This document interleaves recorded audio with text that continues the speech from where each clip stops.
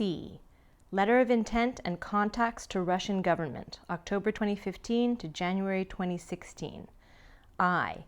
Trump signs the letter of intent on behalf of the Trump Organization. Between approximately October 13, 2015 and November 2, 2015, the Trump Organization, through its subsidiary, Trump Acquisition, LLC, and IC Expert, completed a letter of intent, LOI, for a Trump Moscow property. The LOI, signed by Trump for the Trump Organization and Rozov on behalf of IC Expert, was intended to facilitate further discussions in order to attempt to enter into a mutually acceptable agreement, end quote, related to the Trump-branded project in Moscow.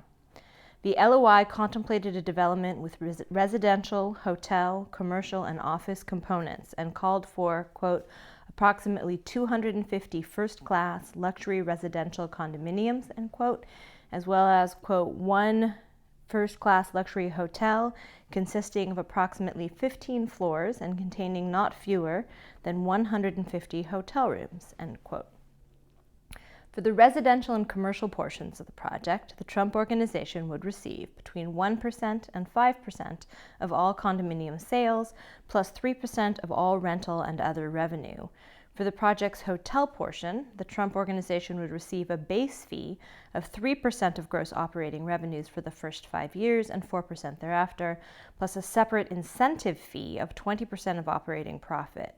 Under the LOI, the Trump Organization also would receive a $4 million upfront fee prior to groundbreaking. Under these terms, the Trump Organization stood to earn substantial sums over the lifetime of the project without assuming significant liabilities or financing commitments. On November 3, 2015, the day after the Trump Organization transmitted the LOI, Sater emailed Cohen suggesting that the Trump-Moscow project could be used to increase candidate Trump's chances at being elected, writing, "Buddy, our boy can become president of the USA and we can engineer it. I will get all of Putin's team to buy in on this. I will manage this process. Michael, Putin gets on stage with Donald for a ribbon cutting for Trump-Moscow, and Donald owns the Republican nomination and possibly beats Hillary, and our boy is in.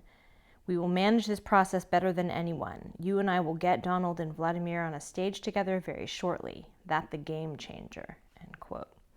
Later that day, Sater followed up, "Donald doesn't stare down. He negotiates and understands the economic issues, and Putin only wants to deal with the pragmatic leader, and a successful businessman is a good candidate for someone who knows how to negotiate. Business, politics, whatever it all is the same for someone who knows how to deal," end quote. I think I can get Putin to say that at the Trump... Oh, this is still him talking. "I think I can get Putin to say that at the Trump-Moscow press conference. If he says it, we own this election. America's most difficult adversary agreeing that Donald is a good guy to negotiate... ... We can own this election. Michael, my next steps are very sensitive with Putin's very, very close people. We can pull this off. Michael, let's go. 2 boys from Brooklyn getting a USA president elected. This is good, really good," end quote. According to Cohen, he did not consider the political import of the Trump-Moscow project to the 2016 U.S. presidential election at the time. Cohen also did not recall candidate Trump or anyone affiliated with the Trump campaign discussing the political implications of the Trump-Moscow project with him.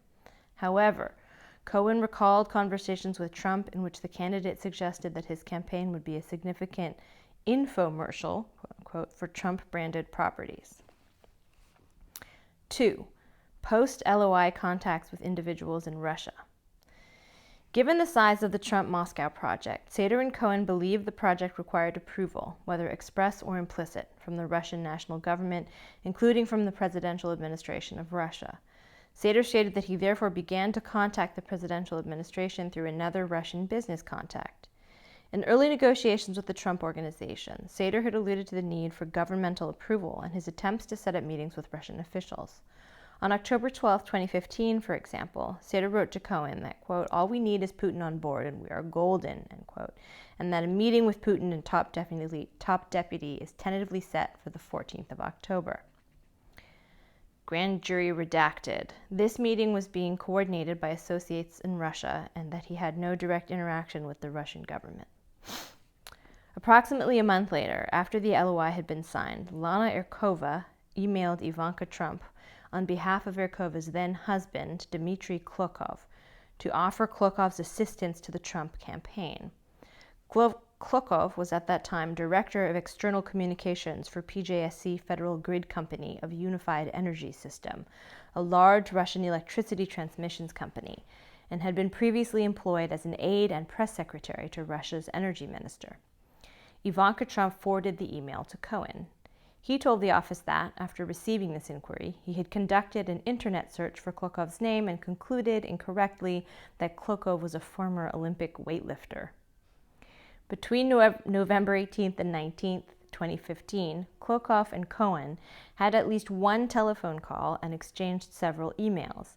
Describing himself in emails to Cohen as a trusted person who could offer the campaign political synergy and synergy on a government level, Klokov recommended that Cohen travel to Russia to speak with him and an unidentified intermediary.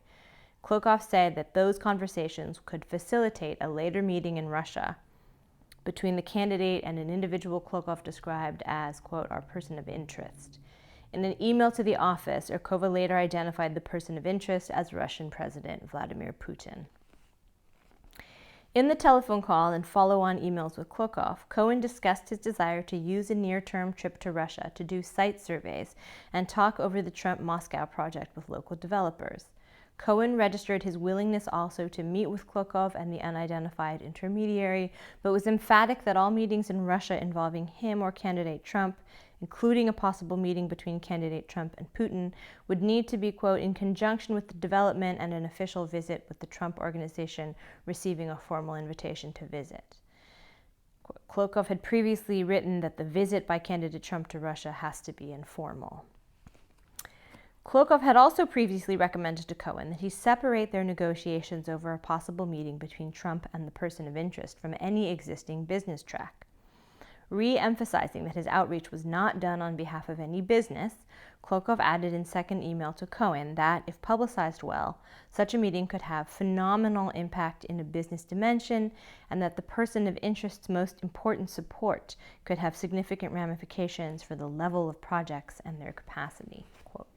Klokov concluded by telling Cohen that there was, quote, no bigger warranty in any project than the consent of the person of interest. Cohen rejected the proposal, saying that currently our LOI developer is in talks with VP's chief of staff and arranging a formal invite for the two to meet. This email appears to be their final exchange, and the investigation did not identify evidence that Cohen brought Klokov's initial offer of assistance to the campaign's attention, or that anyone associated with the Trump organization or the campaign dealt with Klokov at a later date. Cohen explained that he did not pursue the proposed meeting because he was already working on the Moscow project with Sater, who Cohen understood to have his own connections to the Russian government.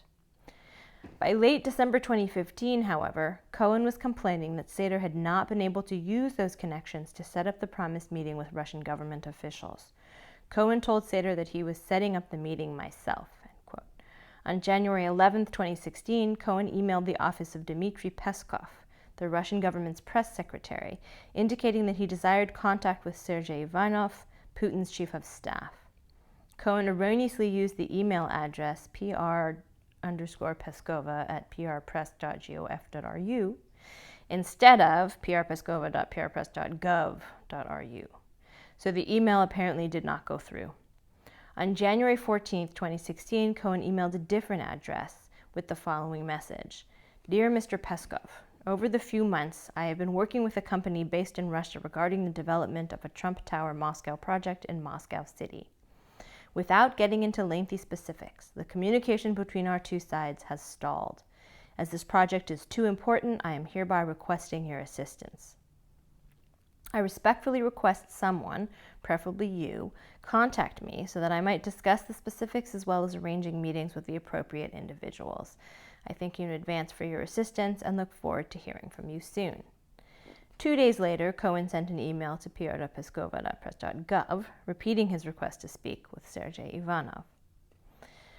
Cohen testified to Congress and initially told the office that he did not recall receiving a response to this email inquiry and that he decided to terminate any further work on the Trump-Moscow project as of January 2016.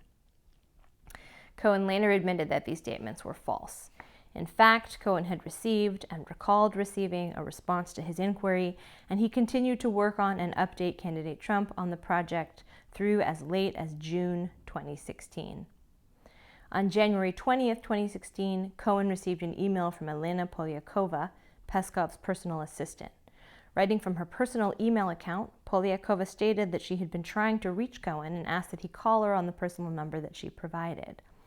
Shortly after receiving Polyakova's email, Cohen called and spoke to her for 20 minutes. Cohen described to Polyakova his position at the Trump Organization and outlined the proposed Trump-Moscow project, including information about the Russian counterparty with which the Trump Organization had partnered.